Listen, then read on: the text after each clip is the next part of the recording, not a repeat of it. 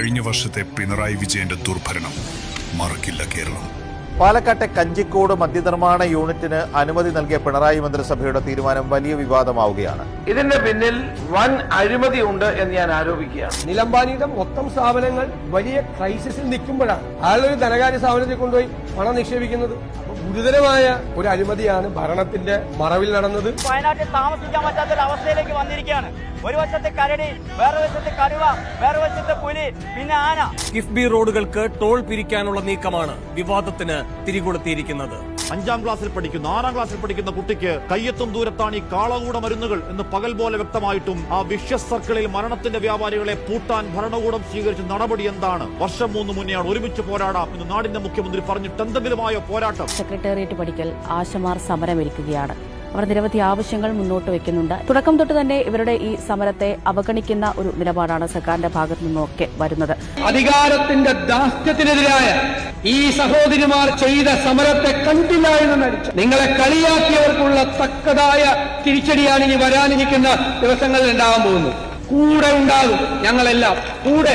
വാഹന നികുതിയും ഭൂനികുതിയും കോടതി ഫീസും അടക്കമുള്ളവ നാളെ മുതൽ വർദ്ധിക്കും. കെട്ടിട പെർമിറ്റ് ഫീസ് കുത്തനെ ഉയർത്തിയതോടെ വെട്ടിലായത് വീടെന്ന സ്വപ്നവുമായി നടക്കുന്ന സാധാരണക്കാരാണ്. RSSുമായി ചേർന്നില്ലേ ഇപ്പൊ പറഞ്ഞാൽ വലിയ വിവാദമാവും. ചേർന്നിട്ടുണ്ടായിരുന്നു വിവാദം വരാൻ സത്യസന്ധമായിട്ട് കാര്യങ്ങൾ പറഞ്ഞ വിവാദം. കോട്ടയം മെഡിക്കൽ കോളേജിൽ നടന്ന ദാരുണമായ അപകടത്തിന്റെയും അതിനെ തുടർന്നുണ്ടായ ഗുരുതരമായ അനാസ്ഥയിൽ ഒരു സ്ത്രീയുടെ ജീവൻ നഷ്ടപ്പെട്ടതിന്റെയും നടുക്കമാണ് ഇപ്പോൾ നമ്മുടെ മുന്നിലുള്ളത്. തിരുവനന്തപുരം മെഡിക്കൽ കോളേജിലെ സിസ്റ്റം തകരാറിലെന്ന് വെളിപ്പെടുത്തിയ ഡോക്ടർ ഹാരിസിനെ ആരോപണങ്ങളിൽ കുടുക്കി കരയിച്ച് ആരോഗ്യവകുപ്പ്. നിക്ഷേപം തേടി കഴിഞ്ഞ 10 വർഷത്തിനിടെ മുഖ്യമന്ത്രി പിണറായി വിജയൻ നടത്തി 25 വിദേശ യാത്രകളിൽ കേരളത്തിൽ നിക്ഷേപത്തിനായി ധാരണാപത്രം ഒപ്പുവെച്ചതായി വിവരമില്ലെന്ന് വ്യവസായ വകുപ്പ്. യുകെയിലെ വ്യവസായി രാജേഷ് കൃഷ്ണയുമായി പാർട്ടി നേതാക്കൾ നടത്തിയ പണമിടപാടിൽ അന്വേഷണം ആവശ്യപ്പെട്ട് ചെന്നൈയിലെ വ്യവസായി PB അംഗത്തിന് നൽകിയ പരാതിയാണ് ചോർന്നത്.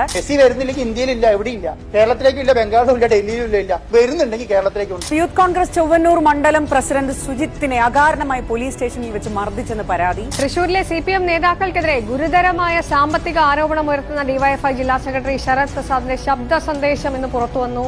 CPM നേതാക്കൾ ഒരു ഘട്ടം കഴിഞ്ഞാൽ സാമ്പത്തികമായി ലെവൽ മാറും എന്നാണ് ശരത് പ്രസാദ് ഇതിൽ പറയുന്നത്. ശബരിമല സ്വർണ്ണക്കൊള്ള കേരളം കണ്ട ഏറ്റവും കറുത്ത അഴിമതിയുടെ രക്തച്ചുവപ്പൻ പേജ്. ഇത് സാധാരണ മോഷണമല്ല, മാസങ്ങളോളം പാകം ചെയ്ത ഓരോ ചുവടും കണക്കാക്കി വെച്ച മാസ്റ്റർ പ്ലാൻ. 1500 കോടി രൂപയ്ക്ക് വേണ്ടി നമ്മൾ ഈ PM ശ്രീ പദ്ധതി നടപ്പാക്കാൻ പോകുന്നു എന്ന് പറഞ്ഞാൽ ആര് വിശ്വസിക്കും?